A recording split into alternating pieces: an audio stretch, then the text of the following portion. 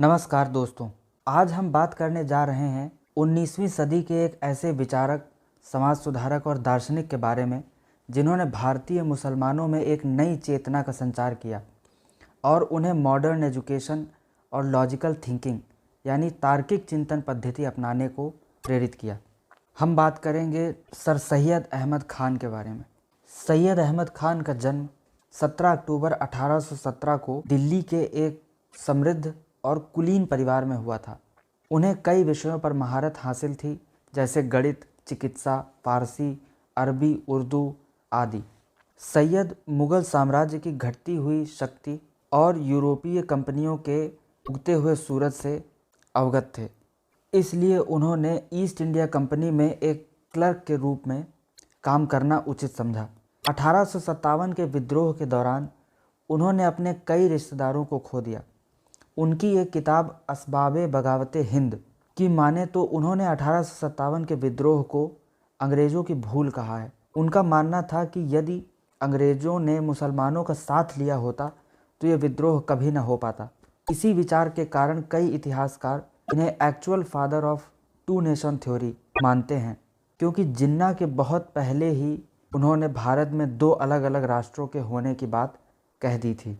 सैयद अहमद खान आधुनिक विचारों से इतने प्रभावित थे कि उन्होंने मुसलमानों को उनकी स्थिति सुधारने के लिए आधुनिक वैज्ञानिक शिक्षा के महत्व पर जोर दिया। उन्होंने मुसलमानों से अंग्रेजी सीखने की भी अपील की। वे तत्कालीन समाज में प्रचलित अंधविश्वास और कुरीतियों के भी खिलाफ थे। वे ये मानते थे कि सारे क्रांतिकारी परिवर्तन वैचारिक परिवर्तन के ही परिणाम होते हैं। उन्होंने कहा कि धर्म से जुड़ी मान्यताओं को भी बदला जा सकता है। यदि धर्म समय के साथ नहीं चलता तो वह जड़ हो जाता है। इसलिए उन्होंने मजहब के कट्टरपंथी और नैरो आउटलुक या संकीर्ण दृष्टिकोण का जमकर विरोध किया। इस आधार पर उन्होंने पर्दा प्रथा, बहुविवाह प्रथा और मामूली बातों पर तलाक दे देने का रिवाज को भी गलत ठहराया। उन्होंने लोगों को सोचने समझने के ढंग में साइंटिफिक टेम्पर को अपनाने की मांग की, यानी तर्कपूर्ण चिंतन और साक्ष्य आधारित विश्लेषण पर। इसको बढ़ावा देने के लिए उन्होंने पश्चिमी जगत के अनेक गौरव ग्रंथों का न केवल उर्दू में अनुवाद किया, बल्कि कई शैक्षणिक संस्थान भी खोले, जिनमें प्रमुख था मोहम्मडन एंग्लो ओरिएंटल कॉलेज, जिसकी स्थापना सन 1875 में की गई। ये कॉलेज बाद में अलीगढ़ मुस्लिम यूनिवर्सिटी के नाम से जाना जाने लगा। इसका देश की राजनीति, धर्म और संस्कृति पर स्थायी प्रभाव पड़ा। एक अनपेक्षित प्रभाव द्विराष्ट्र सिद्धांत का प्रतिपादन था, जिसने अंततः पाकिस्तान के बनने में अहम भूमिका निभाई।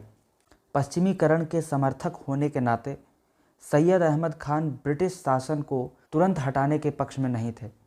उन्हें इसी बात की आशंका थी कि भारतीय राष्ट्रवाद के उदय के बाद शक्ति का हस्तांतरण केवल हिंदुओं के हाथ में होगा, क्योंकि इंडियन नेशनल कांग्रेस में शीर्ष नेतृत्व पर उच्च कुलीन ब्राह्मणों का वर्चस्व था।